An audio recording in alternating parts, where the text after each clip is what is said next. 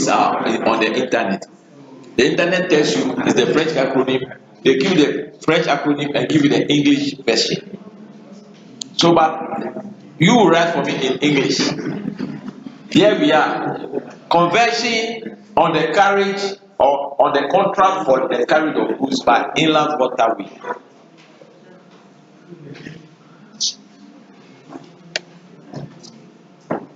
So you see, when the Europeans did this and have been very successful, the world should copy it and make a general one. So anybody who don't have their specific laws can go under this jurisdiction. You know, for instance, West Africa, the Niger has got its.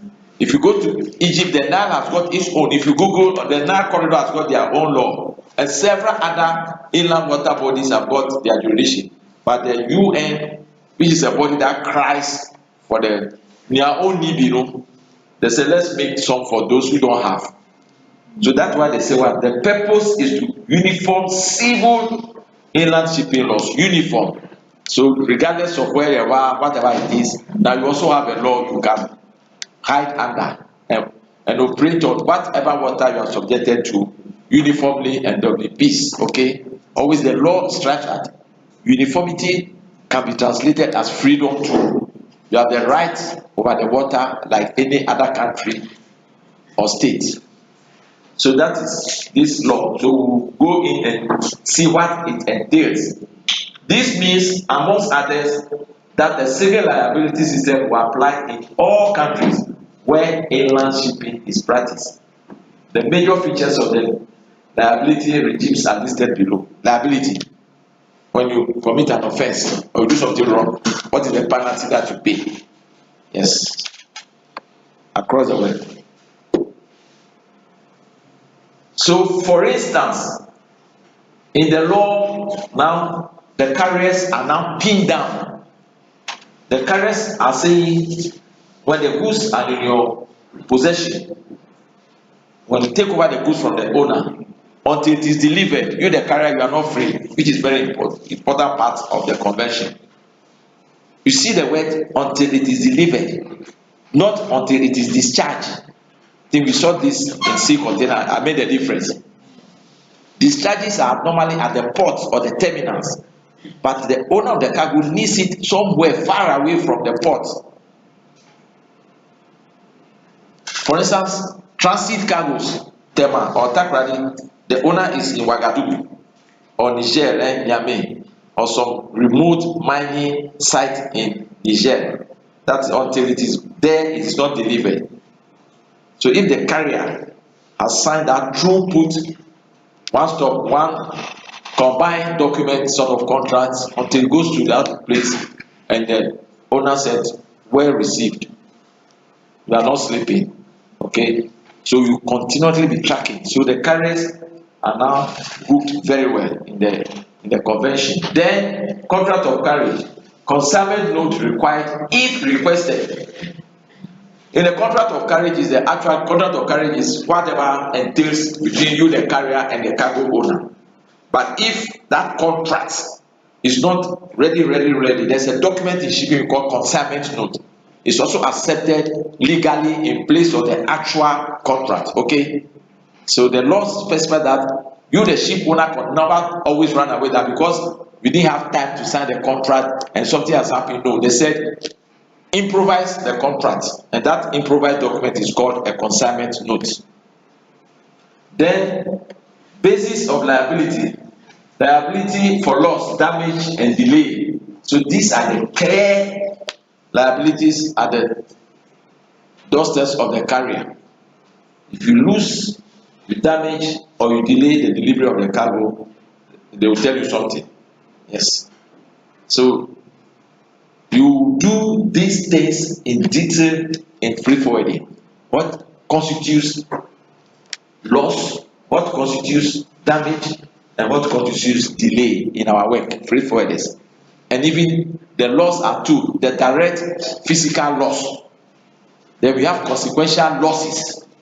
Okay, who can differentiate between the direct physical loss on the cargo, then you suffer consequential losses on the same cargo. What's the difference? Yes. To direct those as you are carrying the cargo, maybe the cargo has fallen down and it has to be default.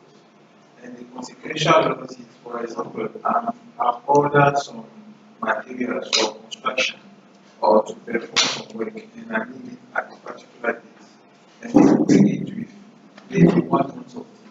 So it has delayed my work and my And delivery. then the contract, the cargo will be rejected. Yeah. It will come physically sound, and the cargo is there.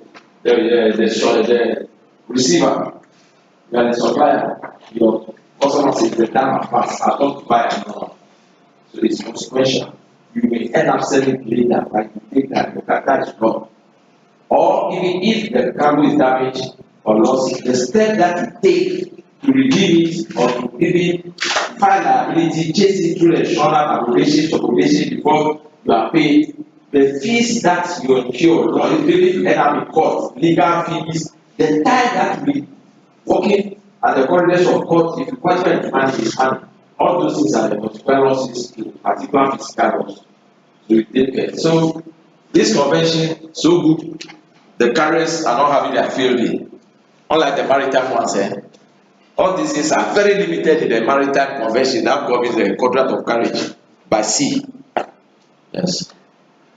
Then delay in delivery, delay period as agreed. You see that delay in delivery, that contract varies from jurisdiction, from country to country and port to port.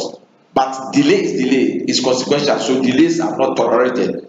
It's punishable. Okay. So Mr. Freight Forwarder, when you have big business and you are standing orders between you and your client says, upon arrival of each consignment, and I, the client, I play my part. Please, you the forwarder, you have within, they will specify some working days that you have to deliver. In lieu of that, you've delayed my cargo. Any breach that comes on liability, you the forwarder will pay. It happened. And most people tell you, I'll make available everything, documents, money, anything that is comes from my part, the cargo owner. Deliver for me within 3 working days or 4 working days. If you like, go sleeping, go and get drunk, you don't come to work, then the 4 days will pass and the cargo is on demurrage, it's on storage rent and all other liabilities. Maybe as he said, the cargo that can go back easily. Yes, so please, this delay business in our work is very serious and dangerous. Liability for direct or consequential loss, I've explained it already. Yes. So limitations of liabilities, as I said, these things in our Ghana Institute of Freight Forwarders, we have it in our standard trading conditions. So in the world, it's called 8.3 SDR, special drawing rights per kilo. Delay 3 times value of freight.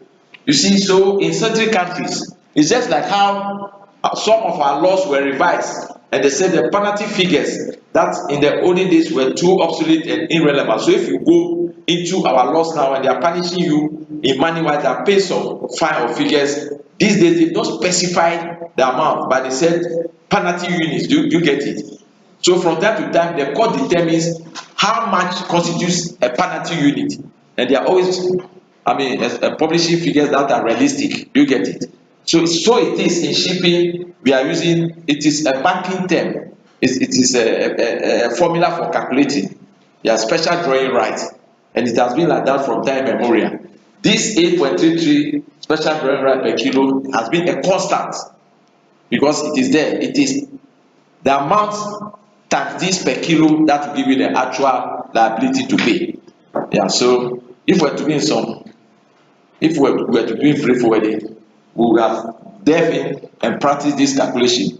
We do it when we are teaching freight forwarding. Yes, it's a calculation. Then certain countries, they delay, they will only look at the amount of freight that you paid. You paid $30,000 and you delay, then you say 30 times 3, $90,000 pay. So it's either this or that, and at times they compare. If the special drawing rights formula gives a higher figure, and this and that they will take. So the law is compare the two and take whichever is higher. Yeah. So notice of claim. So it depends on every jurisdiction. Notice of claim is you don't have to the end of time, any time you want to put in notice of claim. No. Every jurisdiction has got its time limit. When the occurrence takes place, you have up to 2 months, 2 days, 2 weeks or so to put in your claim. So if you are operating a certain jurisdiction, pray for that. Quickly go to their where those things can be seen and know which law operates around this filing for claims in your maritime or inland industry, so that you are not always found wanting that by the time you say Jack, you are putting into your notice of claim, they tell you it's time bad. There's nothing you can do. That's what the law says. So for instance, they give an example. Some people put in notice of claim 7 days after delivery or delay 21 days after delivery. So it varies from jurisdiction to jurisdiction. Okay, this is dealt in details in freight forwarding.